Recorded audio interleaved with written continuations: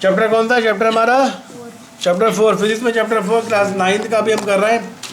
Physics का chapter 4 class 9 की exercise कर रहे हैं। मैंने बोला था ये करके लेकर आना, क्या ये बोला था मैंने। अब pair of like parallel forces 15 Newton अब बॉडी पर लग रही है, फाइंड रिजल्टेंट का रिजल्टेंट निकालना है आपको। 50 न्यूटन की फोर्स लग रही है, F 50 न्यूटन की force, F1 F2 50 like parallel force, resultant force निकालनी है। रिजल्टेंट फोर्स कैसे निकलती है? दो पैरेलल फोर्सेस हैं, एक्टिव होने वर्गी बॉडी पर लग रही हैं, पैरेलल फोर्सेस हैं। लाइक पैरेलल फोर्सेस का मतलब दोनों डायरेक्शन भी सेम होती हैं, हैं? यानी एक पैरेलल फोर्स इधर लग रही है, अगर फर्स्ट एक फोर्स इधर लग रही है 50 न्यूटन की, दूसरी फोर्स भी इधर ही लग रही होगी और डायरेक्शन भी यही होगी, ठीक है। तो जो डायरेक्शन की 15, तो क्या हो जाएगा 15 को पर रखेंगे तो 15 + 15 30 न्यूटन। तो इसको पहले कन्वर्ट तो करना है, इसको तो ड्रा ऐसे नहीं मिलेगा, ये इसको ड्रा करना था कैसे, हेड टू टेल रूल के जरिए, हेड टू टेल रूल से ये करना था। रिजल्टेंट निकालना है ना, रिजल्टेंट कैसे निकलेगा? हेड टू टेल रूल के जरिए रिजल्टेंट निकलेगा, ऐसे नहीं निकलेगा। रिजल्ट दो वेक्टर प्रोडक्ट का क्या पता था, वेक्टर प्रोडक्ट का सम अलजेब्रिक तरीके से कर सकते हैं, वेक्टर है ना, तो क्या पता दो वेक्टर को हम क्या पता था, वेक्टर की डेफिनेशन क्या पड़ी, वेक्टर को हम नॉर्मल तरीके से सम सेपरेट नहीं कर सकते। इस तरह वेक्टर क्वांटिटी को और स्केलर क्वांटिटी को हम आमतौर पर सम कर सकते हैं, और वेक्टर क्वांटिटी को हम इस तरह सम नहीं कर सकते। उनको सम करने के लिए हम ग्राफिकल मेथड इस्तेमाल करते हैं, हेड टू टेल रूल इस्तेमाल करते हैं। तो आपको 15 न्यूटन का पहले कन्वर्ट करना था सेंटीमीटर में। पहले बोला था ना स्केल ले लेना, 3 न्यूटन = 1 सेंटीमीटर, इस तरह स्केल लेकर आपको बनाना था, बोला था। तो ये पता नहीं क्या कर दिया, ये तो गलत किया है, ये गलत किया है, सारे सही किए हैं।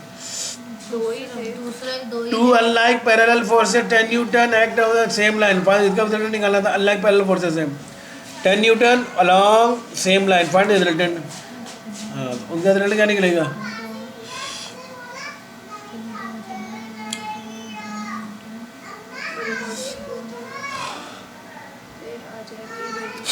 वेक्टर प्रोडक्ट है ना,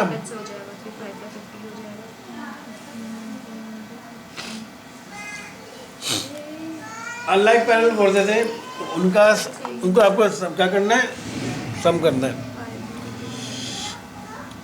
अनलाइक पैरेलल फोर्सेस है, एक इधर लगा रही है तो एक इधर लगा रही है बॉडी के ऊपर, एक उधर लगा रही है, डायरेक्शन में लग रही है।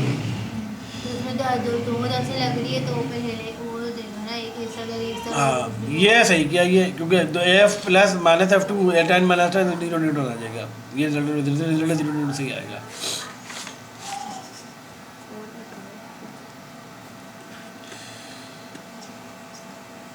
ठीक है, अब क्या हमारे पास अगला क्वेश्चन क्या था, 3 फोर्सेस, एक क्वेश्चन नंबर 2 का बी पार्ट है। 3 forces 12 newton along X axis making an angle of 45 degree with X axis 80 newton along Y axis. Final resultant क्या किया हमने, 3 forces 12 newton along X axis 80 newton making angle इतना with axis and 80 newton along Y axis. उसको तो diagram बनानी थी ना, ये क्या बना दिया, इसका तो हेड टू टेल रूल से निकालना था इसका। ये वो नहीं है, ये इसके दूसरा वाला नहीं है, इसके नीचे वाला क्वेश्चन नंबर 4 है। क्वेश्चन नंबर 2 दिखाओ ना, कहाँ है आगे? क्वेश्चन नंबर 2 आधा क्या आगे समझ नहीं आ रहा। क्वेश्चन नंबर 2 के रास्ते से, हाँ क्वेश्चन नंबर 2 ये था, क्वेश्चन नंबर 2। क्वेश्चन नंबर 2 था 3 forces 12 newton along X axis. तो 12 न्यूटन आपने ले लिया, 2 न्यूटन 1 सेंटीमीटर, 12 न्यूटन और 6 सेंटीमीटर, ठीक है 6 सेंटीमीटर हो गया। 6 centimetre along X axis, along X axis तो पहली फोर्स हो गई, अलॉन्ग एक्स एक्सिस 6 न्यूटन की फोर्स। दूसरा बोल रहा है 8 न्यूटन की force making angle 45 degree, 8 Newton की 45 डिग्री बना रही है। तो पहले इसको वर्टिकली ड्रा तो करो, इधर ड्रा नहीं किया, ये इसको ग्राफिकली ड्रा तो करो, फिर इसका रिजल्ट निकलेगा। इसको ग्राफिकली ड्रा करेंगे फिर इसका रिजल्ट निकलेगा। ग्राफिकली कैसे ड्रा करेंगे, डी के जरिए फिर उसका बनाना पड़ेगा। इसका मैंने बताया था, इसको ऐसा कर देखो, ऐसा करेंगे। बोला 3 फोर्सेस है, मैं तो समझा दे रहा हूँ, हिंट दे दे रहा हूँ, करोगे तुम लोग खुद दोबारा, ठीक है। बोला देखो 3 फोर्सेस है, पहली फोर्स है 12 न्यूटन की अलॉन्ग एक्स एक्सिस, तो आप लिख लोगे पहले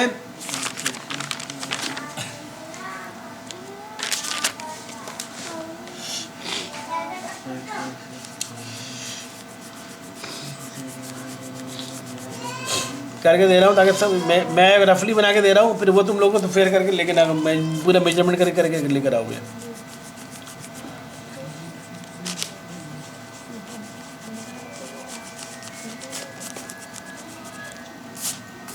ये देखो बोला 3 फोर्सेस हैं, 12 न्यूटन की, 8 न्यूटन की और दोबारा 8 न्यूटन की। पहले आप स्केल सेट करोगे, आपने ले लिया 2 न्यूटन इक्वल टू 1 सेंटीमीटर, ठीक है, या यूँ धरो 3 सेंटीमीटर ले लो तो चलो 2 न्यूटन 1 सेंटीमीटर बराबर ले लिया तो 12 न्यूटन बराबर हो जाएगा 6 सेंटीमीटर बराबर। 8 न्यूटन किसके बराबर हो जाएगा? 1 सेंटीमीटर 2 न्यूटन 4 सेंटीमीटर 4 तो 8 है, हाँ 4 सेंटीमीटर के बराबर हो जाएगा, ठीक है। अब देखो एक फोर्स है आपकी 12 न्यूटन की, 2 फोर्स है 8 न्यूटन की, 8 न्यूटन की दो फोर्सेस है, 8 न्यूटन की 8 ठीक है, इतनी बात समझ में आ गई। अब बोला 3 फोर्सेस को 12 न्यूटन की, 12 न्यूटन का मतलब क्या हुआ? 12 न्यूटन की फोर्स है, तो इसका मतलब क्या हुआ? यानी 3 सेंटीमीटर हमने, इधर देखो, इधर बातें नहीं करो, देखो 3 फोर्सेस है 12 न्यूटन की, 8 न्यूटन की और 8 न्यूटन की। 12 न्यूटन की फोर्स हमने स्केल सेट कर लिया अपनी मर्जी से, 1 से 2 न्यूटन इक्वल टू 1 सेंटीमीटर, तो 12 न्यूटन आ गया 6 सेंटीमीटर, 8 न्यूटन आ गया 4 सेंटीमीटर, 8 न्यूटन आ गया 4 centimetre, 1 centimetre 2 6 centimetre, 6 to 12 4 4 to 8, ठीक है। ये 3 फोर्सेस थी। अब ये बोले 12 न्यूटन वाली फोर्स अलॉन्ग एक्सेस लग रही है एक बॉडी के ऊपर, एक्सेस पे लग रही है, तो आपको क्या करना है? 12 मीटर 6 सेंटीमीटर, एक्सेस आपका ये होता है, ये आपकी बॉडी है, तो 6 न्यूटन की आपको 6 सेंटीमीटर का ये ड्रॉ करना है। ये आपका कौन सा 12 न्यूटन है, 12 न्यूटन है ना, ये 6 सेंटीमीटर होता है। 6 सेंटीमीटर की हमने लाइन ड्रा कर ली, कहाँ? एक्सेस के अलावा, ये एक्सेस आपका ये एक्सेस होता है, ठीक है। 8 न्यूटन की फोर्स लग रही है, एंगल बना रही 45 डिग्री, 3 फोर्सेस हैं, ठीक है। अब दूसरी फोर्स कौन सी? 8 न्यूटन की, वो लग रही है, वो 45 का एंगल बना रही है। तो अब यहाँ से आप देखो दूसरी फोर्स 8 न्यूटन कितना होता है? 4 सेंटीमीटर, 4 सेंटीमीटर ड्रा कर लिया, 4 सेंटीमीटर, और ये एंगल बना रही है कितना? 45, ये एक्सेस होता है, यहाँ से 45 का एंगल बना रही है, आपने 45 देख लिया यहाँ पर। ये दूसरी फोर्स आ गई 4 सेंटीमीटर की, जो कि 8 न्यूटन है, और ये एंगल बना रही है एक्सेस से 45 का एंगल। तीसरी फोर्स बोल रहा है 8 न्यूटन की, बोला वाई एक्सेस, वाई एक्सेस सीधा होता है बिल्कुल ऊपर, वाई एक्सेस वो कितना? 8 न्यूटन 4 सेंटीमीटर। यहाँ देखो आपने 4 सेंटीमीटर लाइन ड्रा की, बिल्कुल 4 सेंटीमीटर, ये हो गई तीसरी फोर्स। अब आपको रिजल्टेंट फोर्स निकालनी, तो कैसे निकलोगे? यहाँ से लाइन ड्रा करोगे, ये बुला दोगे। अब ये आपकी निकली रिजल्टेंट फोर्स, ये आपको निकालनी थी, रिजल्टेंट निकालना था। अब यहाँ से स्केल से मेजर करोगे, कितनी निकल के आई? 5 सेंटीमीटर 2 6 सेंटीमीटर जो भी आई उसको, अगर ये फर्स्ट 8 सेंटीमीटर आया है या 7 सेंटीमीटर आया है, तो 1 सेंटीमीटर 2 न्यूटन के बराबर, 7 सेंटीमीटर 14 न्यूटन के बराबर जाएगा, तो आंसर आ जाएगा रिजल्टेंट 14 न्यूटन। ठीक है, आपने यूं यूं यूं, हाँ सही तो किया इन्होंने, बिल्कुल सही किया। तो आपका क्या निकल के आया? रिजल्टेंट क्या निकल कर आया? 8.6 सेंटीमीटर। 8.6 आपने स्केल क्या लिया हुआ है? स्केल क्या लिया आपने? पहले में 6 लिया था, 6 न्यूटन 1 सेंटीमीटर के बराबर। पहले में नहीं, एक स्केल लेते हैं, हर में अलग अलग स्केल नहीं लेते, एक स्केल लेते हैं, सबको उसको अप्लाई करते हैं। 6 न्यूटन 1 सेंटीमीटर के बराबर है, तो 12 न्यूटन 2 सेंटीमीटर के बराबर हुआ। हाँ सही है। और अगला 8 न्यूटन 4 अच्छा, तो 6 न्यूटन 1 सेंटीमीटर बराबर लिया है, तो आंसर क्या है? 12 न्यूटन 2 सेंटीमीटर। आंसर क्या है? सेंटीमीटर बताया जो मेजर किया आपने, रिजल्टेंट 8 पॉइंट कितना आ रहा है? 8.6, आपका 8.6 सेंटीमीटर आ गया। 1 सेंटीमीटर 6 न्यूटन के बराबर है, तो 8.6 सेंटीमीटर 8.6 6 से मल्टीप्लाई करा दें, कराए मल्टीप्लाई, 8.6 6 से मल्टीप्लाई कराए, 6 से मल्टीप्लाई कराते हैं, 51.6। हाँ, तो 51.6 न्यूटन ये आपका रिजल्टेंट आ गया। समझ आई बात? ये समझ आई? ये निकालना था, ये रिजल्टेंट। बोला फाइंड डायरेक्शन ऑफ, आप डायरेक्शन कैसे निकालेंगे? यहाँ पर डी रख के एंगल मेजर कर लोगे, ये है ना रिजल्टेंट। अब वो डायरेक्शन निकालनी है, यहाँ पर डी रख के मेजर करो कितना एंगल है, 30 डिग्री 40 डिग्री 50 इतना, वो आपका एंगल निकल के आएगा, वो आएगा डायरेक्शन। लेकिन सर यहाँ पे 45 डिग्री लिखो। समझ आ गई बात? ये ये मैंने बोला था।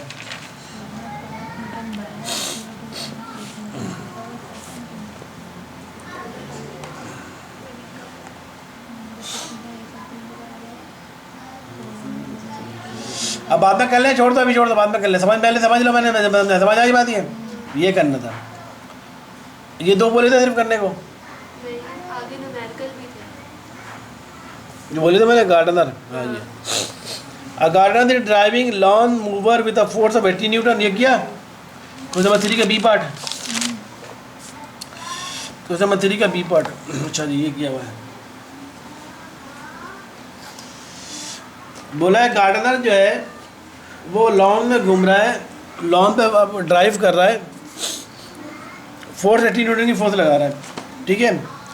और वो फोर्स बना रही है एंगल 40 डिग्री का, एंगल ग्राउंड तक बना रही है। उसका हॉरिजॉन्टल कंपोनेंट निकालना है। तो फोर्स लग रही है 80 न्यूटन की, 8 न्यूटन की फोर्स लग रही है 80 न्यूटन। तो मैं लिखा हुआ है 8 न्यूटन। आगे खोल के करो ना, लिखा हुआ है 80 न्यूटन की फोर्स लगा रहा है, तुमने लिखा है फोर्स 80 न्यूटन।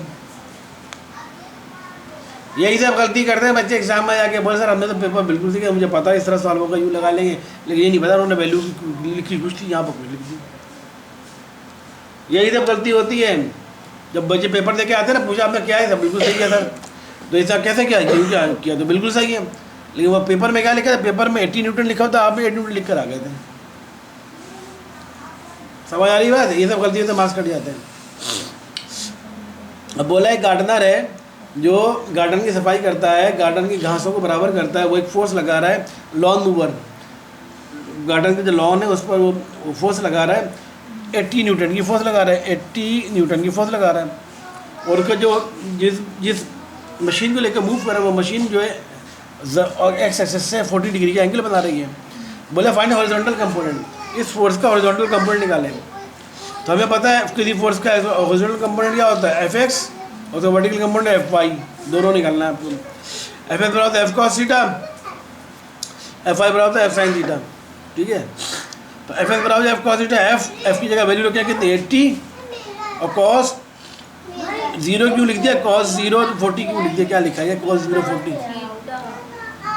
cos थीटा तो लिख दिया ना 40, थीटा की जगह तो 40 आ गई, थीटा दोबारा क्यों लिखा है, cos थीटा की जगह 40 डिग्री, cos 40 की वैल्यू निकालो, उसको 80 से मल्टीप्लाई करा तो आंसर आ गया उसका हॉरिजॉन्टल कंपोनेंट। और फिर उसका वर्टिकल कंपोनेंट निकालना है। वर्टिकल कंपोनेंट कैसे निकालोगे, वो निकाला कहाँ निकाला है ना, वर्टिकल कंपोनेंट Fy होता है हमारे पास, वर्टिकल कंपोनेंट होता है Fy, Fy बराबर होता है F sin थीटा। F आपको दिया 80, sin 40 एंगल दिया 40, sin 40 को 80 से मल्टीप्लाई करें तो आंसर आ जाएगा वर्टिकल कंपोनेंट। ये उस फोर्स के वर्टिकल कंपोनेंट और हॉरिजॉन्टल कंपोनेंट निकल कर आ गया।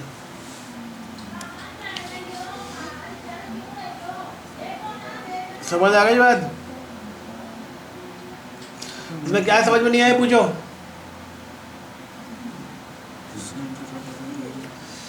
क्या समझ में नहीं आया?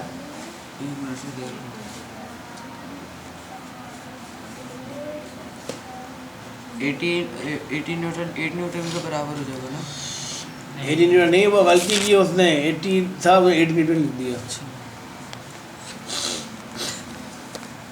समझ आई कि आप बेहतर बैठकर सब सही किया, गलती क्या थी, 80 न्यूटन लिखना था, 8 न्यूटन लिख दिया उन्होंने। समझ आई? यही करते हैं बच्चे एग्जाम में। एप्रोप्रिएट आंसर क्या है? रिपीट आंसर ये रहा, Fx की वैल्यू ये आई, Fx की वैल्यू ये आई, ये तो निकालना था। आंसर गलत है। अब आंसर तो जो गलत होगा, सारे बात जब 8 रखा हुआ तो आंसर गलत ही आएगा ना। पता चलेगा रियल आंसर कौन सा है, आंसर ही नहीं दिया होगा। आंसर नहीं दिया तो अलग है, आप जब निकाल के देखो 80 को मल्टीप्लाई करा वो आंसर है, वही उसका रियल आंसर है। 61 न्यूटन और 51 न्यूटन। अब देखिए आगे सही किया आपने, यही क्या दिखाए।